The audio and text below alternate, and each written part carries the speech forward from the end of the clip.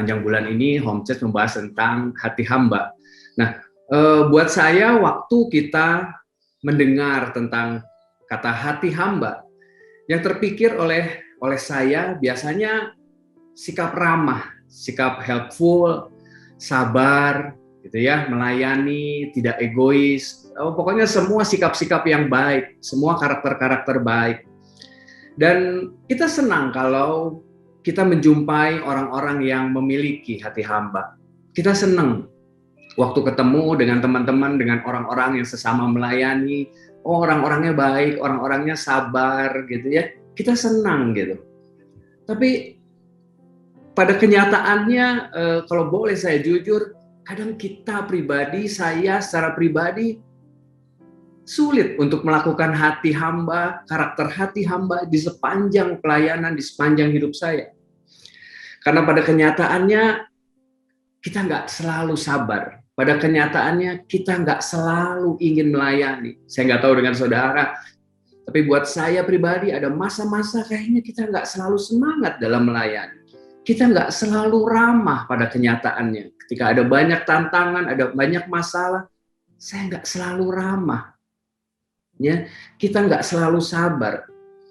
Nah, makanya hati hamba kalau buat saya adalah sesuatu yang perlu diusahakan, sesuatu yang perlu dikerjakan dengan sengaja, dengan sadar. Ya, kita akan lihat satu ayat dalam Markus 10 ayatnya yang ke-43 dan 44. Ya, saya bacakan buat saudara. Tidaklah demikian di antara kamu, barang siapa ingin menjadi besar di antara kamu, hendaklah ia menjadi pelayanmu. Dan barang siapa ingin menjadi yang terkemuka di antara kamu, hendaklah ia menjadi hamba untuk semuanya. Ayat yang mungkin sering kita dengar, dan kalau saya boleh ingatkan sedikit, Markus 10 itu bicara tentang di mana waktu itu Yakobus dan Yohanes mendekati Yesus, dan dia bilang, Yesus, kalau kelak Kerajaanmu datang, saya hendaknya duduk ya di sisi kiri dan di sisi kanan. Mungkin saudara sering dengar cerita itu. Dan bahkan judul perikopnya bilang ini, bukan memerintah tetapi melayani. Ya, judul perikopnya aja udah seperti itu. Bukan memerintah tapi melayani. Ya. Nah, saya cuma teringat gini, Yakobus dan Yohanes dekat-dekat sama Yesus. Ternyata ada motivasi nanti saya duduk di sebelah kanan ya, dan saya satu lagi di sebelah kiri. Ada motivasi, ada kepentingan yang coba kita selipkan dalam pelayanan. Ada yang coba kita simpen mungkin ya, kita sumputin waktu kita melayani. Ada motivasi yang sebenarnya untuk kepentingan kita sendiri. Kita ingin jadi besar, tapi kita nggak mau jadi pelayan. Kita pengen jadi terkemuka, tapi kita nggak mau jadi hamba. Padahal buat saya gini, kita akan memiliki hati hamba ketika kita melakukan firman Tuhan. Saya ulangi ya, kita memiliki hati hamba ketika kita melakukan firman Tuhan. Dalam arti gini, firman Tuhan nggak jauh dari hati hamba. Hati hamba nggak jauh dari firman Tuhan. Waktu kita melakukan firman Tuhan, kita sedang membangun diri kita dengan karakter hati hamba. Ya. Karena hamba bukan cuma sekedar bicara tentang melayani. Hamba bukan cuma sekedar kita mengerjakan sesuatu. Tapi hamba selalu bicara tentang taat dengan apa yang diperintahkan tuannya. Kalau kita bilang bahwa kita harus taat terhadap semua firman Tuhan, maka itulah yang seharusnya menjadi panutan, itulah yang harusnya menjadi petunjuk. Apapun yang kita lakukan, apapun yang kita kerjakan dalam pelayanan, dasarnya adalah firman Tuhan. Hanya ada satu quotes dari David Watson, saya bacakan buat saudara. Seorang hamba adalah seorang yang sama sekali tidak memiliki kepentingan diri sendiri. Hidup dalam ketaatan penuh dan kerendahan hati. Saya ulangi ya, seorang hamba adalah seorang yang sama sekali tidak memiliki kepentingan diri sendiri. Hidup dalam ketaatan penuh dan dalam kerendahan hati. Kadang dalam pelayanan, dalam segala yang kita kerjakan, kadang kita menyelipkan kepentingan diri sendiri. Kadang kita nggak hidup dalam ketaatan yang penuh. Apa yang kita lakukan seringkali terselip motivasi-motivasi yang mungkin untuk kepentingan kita pada akhirnya. Beberapa waktu lalu saya ketemu teman lama nih, ya ketemu teman lama di PVJ dan kita mulai ngobrol-ngobrol dan saya mulai tanya, lu udah vaksin belum? Dia bilang, oh udah, gue udah vaksin. Oh kok bisa? Saya bilang gitu ya. Oh saya vaksin di gereja A. Dia menyebutkan satu nama gereja besar di Bandung. Dan dia bilang, oh gue dilayani sama gereja itu. Dan dia mulai bercerita, tapi gue sebel banget. Itu gereja belagunya minta ampun. Pekerjaannya marah-marah. Mungkin karena orangnya banyak yang mau divaksin, panitianya panik dan dia mungkin agak kebingungan. Jadi akhirnya panitianya dengan name tag gereja dia mulai marah-marah sama orang-orang yang datang yang mau divaksin. Dan salah satunya teman saya ini. Teman saya cuma bilang bahwa, oh kalau gua nggak penting-penting amat vaksin, gua nggak mau lah hubungan sama gereja. Saya hanya mulai berpikir bahwa seringkali atau ada kalanya apa yang kita lakukan dengan maksud baik, tapi waktu kita mengerjakannya dengan tidak baik, hasilnya malah melukai orang lain. Hasilnya malah kita sedang melukai orang lain. Makanya perlu kita sama-sama kita pikirkan tentang hati hamba. Melayani sih, tapi kalau sikap hati kita nggak seperti hati hamba, coba dicek. Jangan-jangan kita sedang melayani diri kita sendiri. Jangan-jangan kita sedang melayani untuk kepentingan kita sendiri. Makanya poin pertama yang saya mau sampaikan pagi ini bicara tentang ini. Hati hamba selalu bicara tentang ketaatan kepada Tuhan. Hati hamba selalu berbicara tentang ketaatan kepada Tuhan. Kita mungkin banyak potensi, kita mungkin banyak talenta, tapi waktu kita menggunakannya untuk kepentingan kita sendiri, kalau kita menyelipkan kepentingan kita sendiri, coba dicek. Apakah kita sedang melayani Tuhan? Apakah kita sedang membangun karakter hati hamba? Atau kita sedang ingin memuaskan keinginan kita sendiri? Karena saya berharap kita semua sama-sama mengerti bahwa hati hamba selalu bicara tentang ketaatan kepada firman Tuhan. Ketaatan kepada Tuhan. Karena pada akhirnya gini, hamba tidak memiliki kepentingan untuk dirinya sendiri, tapi semua tentang tuannya. Mungkin perenungannya yang saya mau sampaikan gini, siapa tuannya dalam pelayanan kita? Jangan-jangan tuannya adalah diri kita sendiri. Kita sibuk membangun pelayanan, tapi Tuhan kita yang kita sembah adalah diri kita sendiri. Tapi biarlah pagi ini saya mau ingatkan bahwa hamba yang sesungguhnya, hamba yang benar, karakter hati hamba yang kita bangun, itu semuanya berujung untuk kemuliaan Tuhan. Bukan tentang kepentingan diri kita sendiri. Waktu saya menyiapkan sharing ini, tentang hati hamba, tentang ketaatan, saya jadi teringat cerita tentang Yesus di Taman Getsemani. Ya, mungkin saudara kita semua ingat dari sekolah minggu kita sudah melihat gambarnya Yesus sedang berdoa di samping sebuah batu besar gitu ya. Itu Taman Getsemani, cerita yang buat saya gini, menggambarkan betapa Yesus taat pada Bapa. Menggambarkan bahwa Yesus tinggal tetap pada rencana yang sudah ditetapkan oleh Bapanya. Saya bacakan satu ayat Markus 14, ayatnya yang ke-33 dan 34. Dan ia membawa Petrus, Yakobus, dan Yohanes sertanya. Ia sangat takut dan gentar. Lalu katanya kepada mereka, hatiku sangat sedih, seperti mau mati rasanya. Tinggallah di sini dan berjaga-jagalah. Saya suka ayat ini. Saya suka apa yang digambarkan dalam cerita ini, dalam firman Tuhan ini. Bahwa gini, Yesus nggak malu mengakui ketakutannya.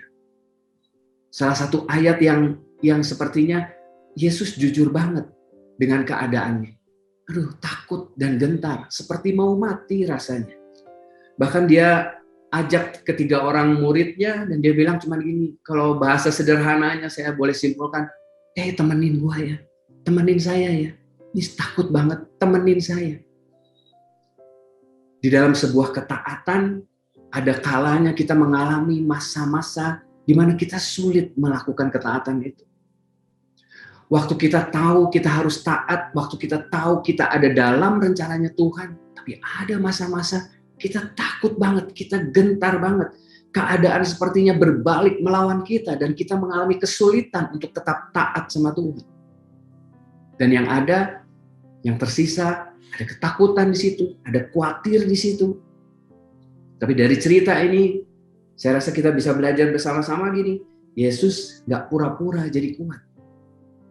Di Taman Getsemani, Yesus tampil apa adanya. Dan yang lebih penting adalah gini, di Taman Getsemani, Yesus menghadap kepada Bapaknya dan meminta kekuatan. Makanya buat saya, untuk taat, kita perlu kekuatan dari Tuhan. Waktu kita mengerjakan ketaatan dengan kekuatan kita sendiri, saya rasa pada akhirnya kita akan kecewa, pada akhirnya kita akan patah. Bicara pelayanan, bicara karakter hati hamba, bicara semua yang kita kerjakan, saya rasa kita perlu menjaga hubungan kita dengan Tuhan. Karena Tuhan yang menjadi sumber kekuatan. Karena Tuhan yang menjadi sumber kita mampu mengerjakan semua itu. Mungkin itu juga yang kita alami hari-hari ini. Kita takut, kita khawatir, kita pengen banget taat, kita pengen banget percaya dengan apa yang Tuhan katakan. Tapi kenyataannya hari-hari ini membuat kita sulit sekali untuk mempercayai apa yang Tuhan katakan, mempercayai apa yang Tuhan janjikan. Beberapa waktu ini saya sedang mendampingi sepasang keluarga muda, mereka pernikahan 8 tahun. Keluarganya kacau banget. Dan akhirnya mereka datang dan saya coba bantu, tim dari CLCC bantu untuk menkonseling mereka. Tanggal 11 kemarin istrinya masuk IGD karena percobaan bunuh diri, saudara. Dia makan obat dengan dosis yang sangat banyak dan akhirnya harus dikuras karena alergi ke semua badan merah-merah. Pokoknya ngeri banget, tapi puji Tuhan akhirnya bisa selamat sampai hari ini dan mereka beberapa hari ini ketemu dengan saya dan saya banyak ngobrol dengan mereka. Satu hal yang saya tangkap, dia bilang bahwa saya tahu Pak, seorang Kristen gak boleh bercerai. Saya mau taat, saya gak mau cerai. Tapi pada kenyataannya, keadaan seperti ini membuat saya sangat-sangat pengen banget menyerah. Akhirnya dia coba untuk bunuh diri. Keadaan-keadaan yang membuat kita pengen nyerah. Gimana ya ke depannya ya? Makanya buat saya gini, karakter hati hamba yang paling utama coba diterapkan yuk dalam keluarga inti. Kita sering ketemu banyak orang, mereka orang-orang yang hebat dalam pelayanan di luar rumah. Tapi saya harus bilang bahwa ada banyak juga hamba Tuhan, orang-orang yang melayani. Mereka gagal menjadi hamba di rumah. Malah mereka di rumah pengennya jadi bos, pengennya mereka dilayani. Istri harus melayani, anak-anak semua harus patuh, harus takut. Mereka mengerjakannya tanpa karakter hati hamba. Padahal apa yang mereka lakukan pelayanan di luar, mereka sangat terkenal dengan pelayanan hati hamba. Buat saya tragis banget, buat saya sedih banget. Makanya poin ini saya mau mengajak ini, coba terapkan hati hamba untuk rumah saudara. Untuk orang-orang yang emang diserahkan, untuk orang-orang yang memang bertanggung jawab, untuk kita gembalakan, untuk kita kasihi, untuk kita layani. Akhirnya waktu saya diberi tema tentang hati hamba, yang pertama kali saya cek adalah keluarga saya. Karena kita bisa dengan mudah untuk melayani orang di luar sana dengan hati hamba. Tapi saya juga harus cek apakah saya sedang melayani keluarga saya dengan karakter hati hamba. Ya, itu poin pertama. Nah, poin yang kedua yang saya mau sampaikan buat kita semua pagi hari ini, hamba tidak mementingkan dirinya sendiri. Ya, kalau kita ingat tadi David Watson bilang bahwa gak ada kepentingan dirinya untuk seorang hamba. Hamba selalu bicara tentang taat pada tuannya. Apapun yang dikerjakannya, apapun yang dilakukannya, itu semua untuk tuannya. Makanya hamba tidak pernah mementingkan dirinya sendiri. Kalau kita kembali ke dalam cerita Taman Getsemani, Markus 14 ayatnya yang ke-36. Ini doanya Yesus ya. Katanya, ya Aba, ya Bapa, tak ada yang mustahil bagimu. ambillah cawan ini daripadaku, tetapi janganlah apa yang aku kehendaki, melainkan apa yang engkau kehendaki. Buat saya gini, Yesus bisa aja menyerah. Dia tahu bahwa proses disalib itu sesuatu yang menyakitkan. Proses Golgota itu sesuatu yang betul-betul di luar kemampuan sebagai manusia. Apa yang harus Yesus alami bukan sesuatu yang gampang. Dan Yesus bisa aja menyerah. Dan dia tahu bahwa Bapaknya berkuasa untuk meluputkan itu. Makanya dia bilang, Bapa, tidak ada yang mustahil bagimu. Yesus sadar banget bahwa Bapaknya adalah pribadi yang sangat berkuasa dan berdaulat atas hidupnya. Tapi ada hal yang menarik yang Yesus katakan, janganlah apa yang aku kehendaki, melainkan apa yang engkau kehendaki. Buat saya keren banget, di mana ketaatan menjadi sesuatu yang berat banget. Ya, tapi Yesus pada saat itu dia tidak memikirkan dirinya, dia mau menyelesaikannya. Dia tahu bahwa tujuannya datang ke dunia memang untuk menyelamatkan manusia, dan dia mau menyelesaikan itu. Ada kalanya ketaatan menjadi sesuatu yang gak gampang. Waktu kita berusaha melihat diri sendiri, waktu kita berusaha melihat kepentingan diri kita sendiri, biasanya kita memilih untuk menyerah. Biasanya kita memilih, udahlah, gak usah pelayanan. Aduh, udahlah, kita udah terlalu sibuk. Aduh, udahlah, kita gak ada waktu buat itu. Seringkali kita mementingkan diri kita sendiri. Tapi biarlah poin ini mengingatkan kita bahwa hamba itu tidak mementingkan kepentingan dirinya sendiri.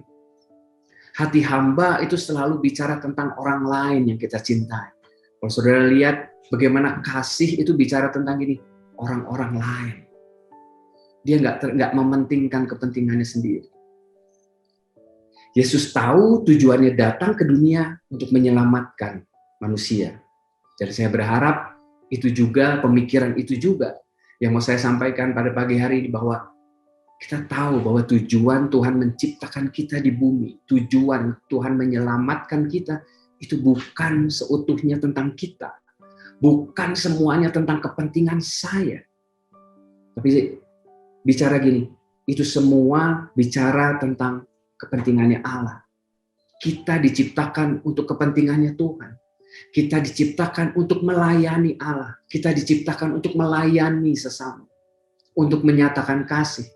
Jadi kalau teman-teman pernah baca Rick Warren, Purpose Driven Life, itu jelas banget.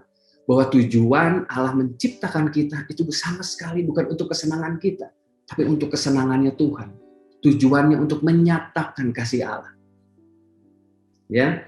Dan ini ayat terakhir 1 Yohanes 3 ayatnya yang ke-14. Saya bacakan buat saudara. Kita tahu bahwa kita sudah berpindah dari dalam maut ke dalam hidup, yaitu karena kita mengasihi saudara kita. Barang siapa tidak mengasihi, ia tetap di dalam maut. Ya, Yohanes mengingatkan kita bahwa, kita tuh sudah berpindah loh dari maut ke dalam hidup. Tapi buktinya apa? Waktu kita mengasihi. Makanya judul perikopnya, kasih terhadap saudara sebagai tanda hidup baru.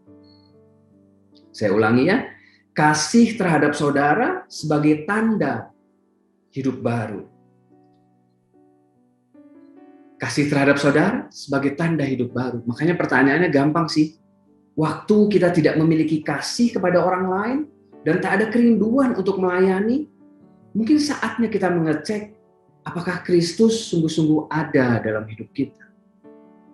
Waktu hati kita sulit untuk mengasihi orang lain, waktu hati kita sulit membangun karakter hati hamba yang sesungguhnya, waktu hati kita sulit untuk mengasihi, coba dicek. Jangan-jangan Kristus belum ada dalam hidup kita dengan arti yang sesungguhnya. Karena tadi Yohanes bilang bahwa kasih terhadap saudara sebagai tanda hidup baru. Makanya kalau saya balik perikop itu, waktu kita nggak memiliki kasih, yaitu waktu kita nggak memiliki kasih, kita kesulitan mengasihi orang lain, jangan-jangan kita belum ada dalam hidup baru. Jangan-jangan kita belum berpindah dari maut ke dalam hidup. Coba dicek, biarlah poin yang kedua ini sama-sama mengingatkan kita bahwa hamba tidak mementingkan dirinya sendiri, bahwa hamba tidak bicara tentang apa yang saya dapat, kepentingan saya, semuanya untuk kemuliaan saya. Coba dicek, jangan-jangan pelayanan kita hari-hari ini sedang mencuri kemuliaannya Tuhan. Kita sedang mencuri sesuatu dari Allah. Kita sedang mencuri apa yang bukan menjadi bagian kita. Hamba sama sekali tidak ada kepentingannya untuk dirinya sendiri. Hamba bicara tentang ketaatan. Hamba bicara tentang tuannya. Nanti kalau poin pertama, saya ulang sedikit ya. Kalau poin pertama kita mau sama-sama ngecek siapa yang menjadi tuan dalam pelayanan kita. Siapa yang menjadi tuan dalam apapun yang sedang kita kerjakan. Dalam pelayanan, dalam pekerjaan, dalam apapun yang Tuhan percayakan. Siapa yang menjadi tuan kita. Dan yang poin yang kedua, coba dicek. Apakah kita punya kasih terhadap sesama? Apakah yang kita lakukan itu semuanya untuk tujuannya kepentingan kita saja? Karena waktu kita tidak memiliki kasih kepada orang lain, tidak ada kerinduan untuk melayani, jangan-jangan Kristus tidak hadir dalam hidup kita dalam arti yang sesungguhnya. Coba dicek. Ya, saya berharap 2 poin ini bisa membangun karakter hati hamba dalam semua aspek kehidupan kita. Nggak cuma tentang pelayanan saja, tapi rumah saudara, rumah saya, itu sangat perlu karakter hati hamba dari apa yang kita lakukan, dari apa yang kita kerjakan. Jangan sampai kita melakukannya hebat di luar, padahal orang-orang di rumah kita nggak merasakan sesuatu atas pelayanan kita. Amin, saudara. Saya berharap sharing ini bisa memberkati kita semua.